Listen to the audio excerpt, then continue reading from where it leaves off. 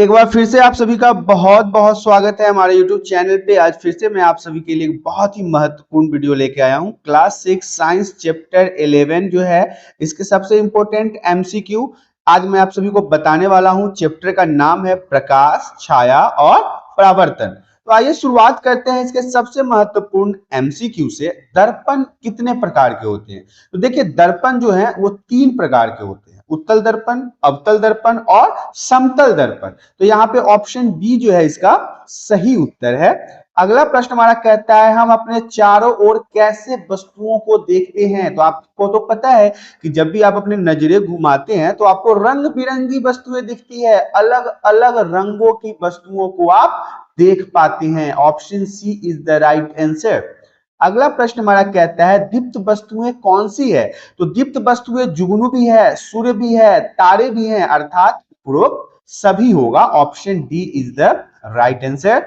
अगला प्रश्न हमारा कहता है पारभासी किसे कहते हैं? तो देखिए, पारभासी कुछ वस्तुओं के आर पार देख सकते हैं, कुछ वस्तुओं के आर पार देख सकते हैं, या फिर जिन वस्तुओं के आर पार स्पष्ट नहीं दिखाई देता है, तो ये सही है।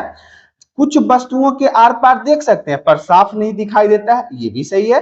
तो आप कह सकते हैं ऑप्शन डी जो है इसका वो सही है, क्योंकि ऑप्शन डी के अंदर बी और सी दोनों को संलग्न किया गया है।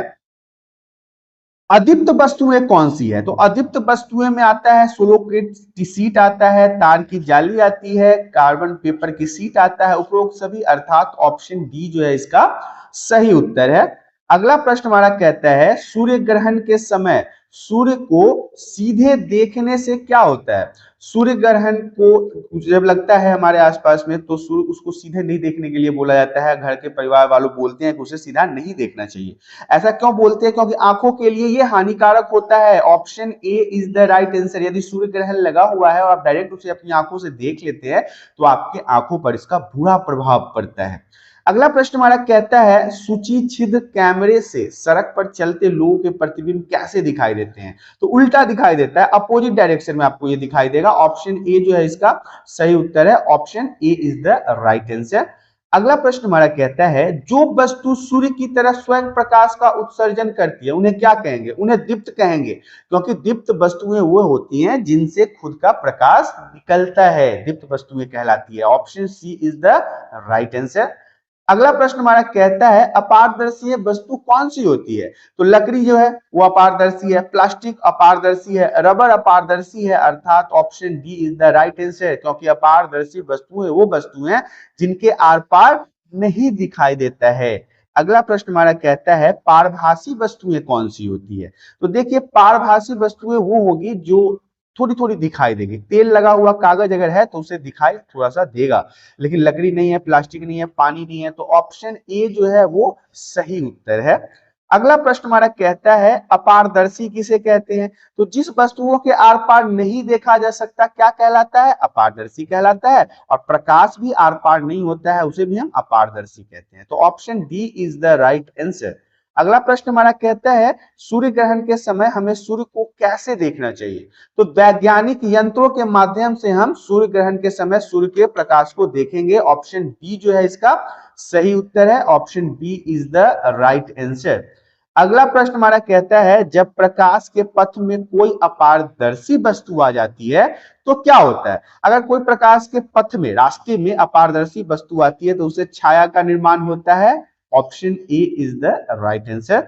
अगला प्रश्न हमारा कहता है प्रकाश कैसे गमन करता है? प्रकाश सरल रेखीय गमन करता है। Option A is the right answer, बिल्कुल सीधे रास्ते में वो चलता है। अगला प्रश्न हमारा कहता है पारदर्शी किसे कहते हैं? तो जिस वस्तुओं के आर पार देखा जा सके और जो जिसके अंदर से प्रकाश जो है वो इस पार से दूसरी पार चली जाए उसे हम पारदर्शी कहेंगे। तो यहाँ पे ऑप्शन बी जो है इसका सही उत्तर होगा, क्योंकि इसमें ए और बी दोनों आ जाते हैं।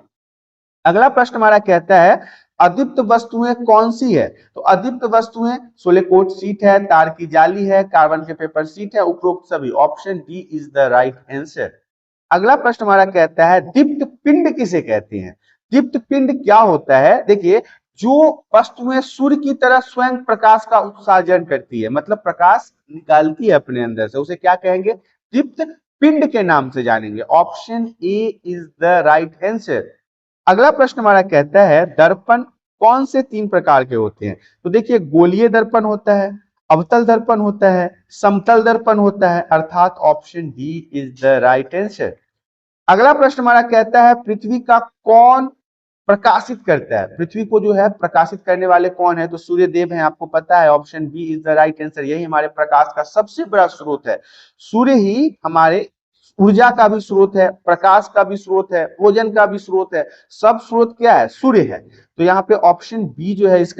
इस तरह से बच्चों आपने देखा क्लास 6 साइंस चैप्टर 11 के इंपॉर्टेंट एमसीक्यू, जिसका नाम था प्रकाश, छाया और परावर्तन, यहाँ पे समाप्त हो जाते हैं।